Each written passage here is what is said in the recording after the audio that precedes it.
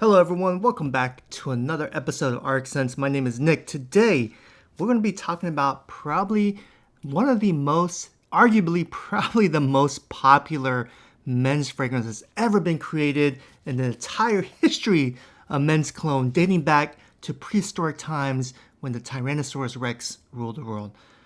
Joking aside, but seriously, yeah, this men's cologne, it's been popular. And what is that men's cologne? It's Georgio Armani Acqua Di Gio. If you guys are any involvement with fragrances, men's fragrances especially, you guys have heard Acqua Di Gio. It's just popular. It's still popular today, even though it's made like ages ago, decades ago.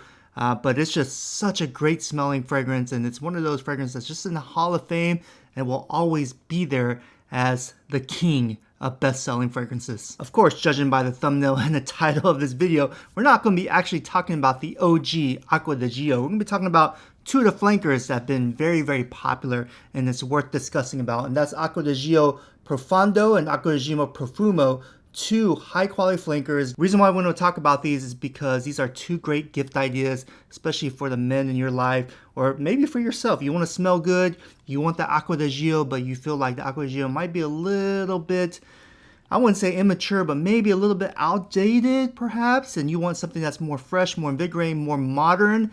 Yeah, these two we're going to take a close look at. Acqua Di Gio Profumo first came out in 2015. Man, I can't believe it's already been that long. It just seems like it was yesterday, honestly. And it was a great, right off the bat, hot-selling flanker from Acqua Di Gio. A very fresh, revigorating formulation. It was a little bit darker. I feel like it was more mature for the older gentlemen. But still, any age group can still wear it. It was just more mysterious. A lot of people would say it's more geared towards nighttime, but honestly, you can wear this in the daytime, nighttime, all seasons. It's that versatile. I mean, it's up there with the blue fragrances. I mean, it's year-round, goes with any outfit. It's just a great fragrance to have. And the note breakdown, let's talk about the note breakdown. So Acqua Di Gio Profumo has C notes, bergamot in the top notes. Middle notes, you have rosemary, sage, geranium. And the base notes is actually where the darkness comes from. It has incense and patchouli. Once again, yeah, that's great. A lot of mumbo jumbo about the notes. Who cares? Let me tell you exactly what I smell. So we're going to pop the cap off, which I want to show you guys. This is actually a magnetic cap, okay? They don't make magnetic caps anymore for Acqua Di Gio. Correct me if I'm wrong, but like this is a brand new model. I just bought the Profondo here. We'll get into it in a minute, but it's not magnetic anymore, unfortunately. It's one of those, you can see the ridge there just kind of holds it in place, kind of like that. But yeah, I don't know why they went away. Maybe it was cost savings. I don't know, but man, I love magnetic caps. Oh man, that smells so good. But just real quick, guys, both of these models have the DNA of Acqua Di Gio. So if you're a big fan of the original OG Acqua Di Gio, you're going to smell Acqua Di Gio in both of these models because the DNA is there. One spray is good enough because it's powerful, man. Oh, yeah, that's good, man. That smells good. I can tell you right off the bat, the opening, it's a little bit darker than the OG Acqua Di Gio. You still smell that aquatic, ozonic, oceanic sense. The opening has a little bit citrusy in it. Once again, it's darker. That's the best way I can describe it. It's not sweet, still fresh, revigorating. A little different twist than the OG Acqua Di Gio. After a few minutes opening, the bergamot, the citrusy flavor or scent is going to start dissipating. Then you're going to have rosemary and sage really kick in. It's more earthy. It's, like I said, it's darker. The base, when it actually dries down after many hours, you'll start smelling the patchouli. You'll start smelling the incense a little bit. But still with that Acqua Di Gio DNA. It's beautiful. Projection, people are going to smell this off you. Probably good 4 feet. Longevity, I myself personally will get about 8 hours of performance. It wears really nice. Such a fresh, manly scent. It's just really good. Like I said, if you're a big Acqua Di Gio fan, Profumo is one of those models. If it's been discontinued, you probably need to get yourself a couple of these bottles before they're totally gone. All right, the younger brother of Acqua Di Gio, which actually came out in 2020, not too long ago, a couple years now. It's still the new kid in the block. This is another great flanker of the OG Acqua Di Gio. Puts a little bit more freshness twist to it. It's not as dark as the Profumo, but once again, Profumo being dark is kind of misleading. It's not so dark where it's like a winter fall fragrance at all, even though you can wear it any time of the season. But it's just a darker twist of Acqua Di Gio. I hope I'm making a lot of sense of this, but it's still fresh. But yeah, as you can see, once again, the bottle is darker. But anyways, Profondo, this is a very high selling, very great fragrance, mass appealing. If you go to Macy's, I mean, they're always almost sold out of Profondo. I mean, it's just a great twist of Acqua Di Gio. But anyways, let's go and talk about the note breakdown of this one because it's a little bit more complex. In the top notes, you have C notes, aquazone, bergamot, and green mandarin.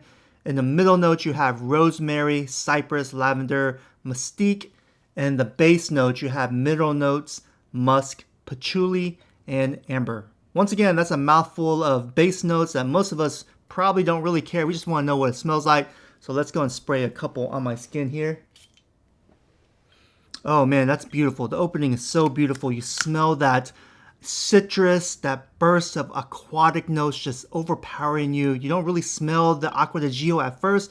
No, actually, let me take that back. You do smell the Acqua Di Gio, but it's so subtle in the very first spray on the opening.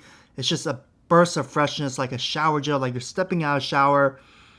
And then it kind of settles down. You'll start smelling a little bit of that rosemary and cypress. That lavender, the mystique, the middle note starts kicking in while you still smell the Acqua Di Gio DNA. It's a beautiful, fresh, invigorating, very good take of the OG Acqua Di Gio.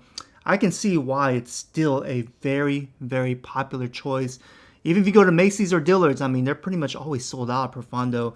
I mean, it's a great choice. And discounters, unfortunately, you don't find it at a discounted price. Yeah, I don't know. It's just a great, great fragrance. It's a great upgrade in my opinion. If you're a big fan of Acqua Di Gio, you love that freshness and you were looking for something that's a little bit more fresh, more aquatic, just more of a shower-like smell, scent, like you're stepping out of a shower, then Profondo is probably something you really need to take a hard look at. Performance with Profondo is pretty much on even with Profumo for my honest opinion and my experience. Profondo, I'll get probably about good 4 to 5 feet of projection. And longevity, actually, I would think Profondo actually lasts a little bit longer than Profumo. I'm not exactly sure why. You would think the darker scent of the Profumo would last a little bit longer, but for Profondo, I can get about 9, close to 10 hours of performance. I mean, it's a great smelling scent. It lasts all day long, and it's just good, man. Like I said, if you're a really big fan of the OG Acqua Di Gio, you're going to really love Profondo because, in my honest opinion, it does set it apart from the OG just because it has a few little different differences that makes it, in my opinion, a very modern Acqua Di Gio. My favorite right now, as now, it kind of changes depending on the week or month I'm in. Right now it's Profumo because it's a little bit darker. I feel like it's a little bit more mature for my taste.